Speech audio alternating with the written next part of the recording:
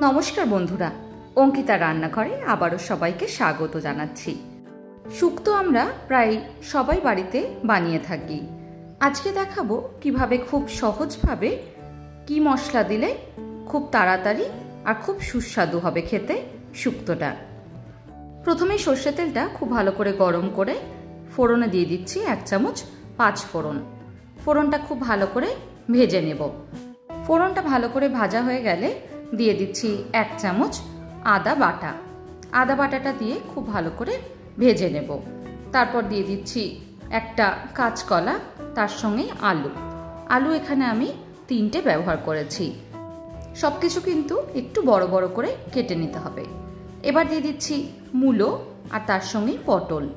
আবারও ভালো করে সব কিছু মিশিয়ে নেব।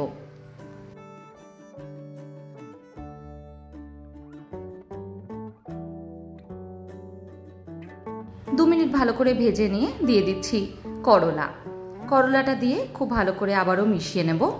করলার সঙ্গে দিয়ে দিলাম পেঁপে। এই সব সবজিগুলো কিন্তু একটু সময় লাগে সেদ্ধ হতে, তাই আমি এগুলো প্রথমেই ব্যবহার করছি। খুব ভালো করে আবারও 2 থেকে 3 মিনিটের জন্য ভেজে নেব। গ্যাসের ফ্লেমটাকে কিন্তু মিডিয়ামেই রেখেছি। এবার দিয়ে দিচ্ছি ঝিঙে আর তার সঙ্গে বরবটি। খুব ভালো করে আবারও সবকিছু মিশিয়ে নেব। যেদিন বেশি কিছু পদ করতে ইচ্ছা করবে না, এইভাবে হেলদি একটা শুক্তোর রেসিপি আপনারা বানাতেই পারেন। সবজিগুলো আবারও একটু ভেজে নিয়ে দিয়ে দিচ্ছি উচ্ছেটা কিন্তু অবশ্যই ব্যবহার করবেন। আবারও সবকিছু খুব ভালো করে মিশিয়ে নিচ্ছি।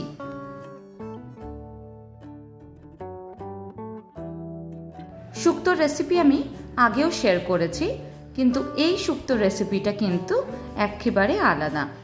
এবার ঢাকা দিয়ে 5 মিনিটের জন্য সবজিগুলো সেদ্ধ হতে দেব। 5 মিনিট পর ঢাকাটাকে খুলে দিচ্ছি।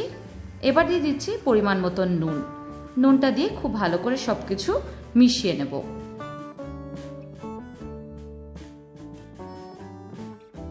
চার থেকে 5 মিনিট আবারও খুব ভালোভাবে সবকিছু মেশাতে থাকবো।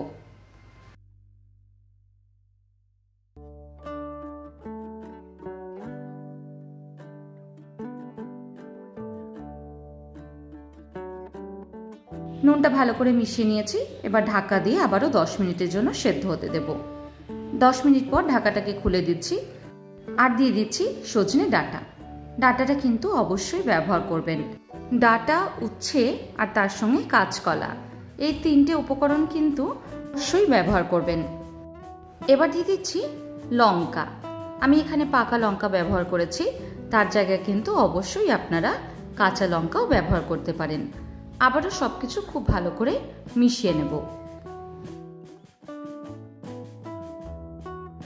সবকিছু মিশিয়ে নিয়ে আবারও 10 মিনিটের জন্য ঢেকে দিলাম। 10 মিনিট পর ঢাকাটাকে খুলে নিচ্ছি। দেখুন অনেকটাই পরিমাণে কিন্তু মজে এসছে। এই সময় দিয়ে দিচ্ছি টমেটো দিয়েও কিন্তু খুব ভালো করে সবকিছু মেশাতে থাকবো। শুক্তো কিন্তু আলাদা করে এই সময় কোনো রকমের জলের ব্যবহার করবেন না। সবজি থেকে যে জলটা বেরোয় তাতেই কিন্তু সেদ্ধ হয়ে যায়। সবজিগুলো ভালো করে সেদ্ধ হয়ে গেছে। এবার দিয়ে দিচ্ছি একটা পেস্ট। এখানে রাঁধুনি, তার সঙ্গে সর্ষে আর পোস্ত বাটা দিয়েছি। পেস্টটা আমি আগের থেকেই বানিয়ে রেখেছিলাম। এবার সবকিছু খুব ভালো করে মিশিয়ে নেব।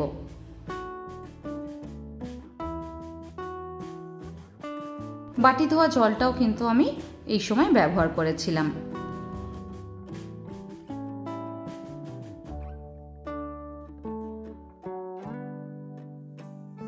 এই সময় দিয়ে দেব আরও 1 বাটি পরিমাণে গরম জলটা দিয়ে খুব ভালো করে একবার সবকিছু মিশিয়ে নেব।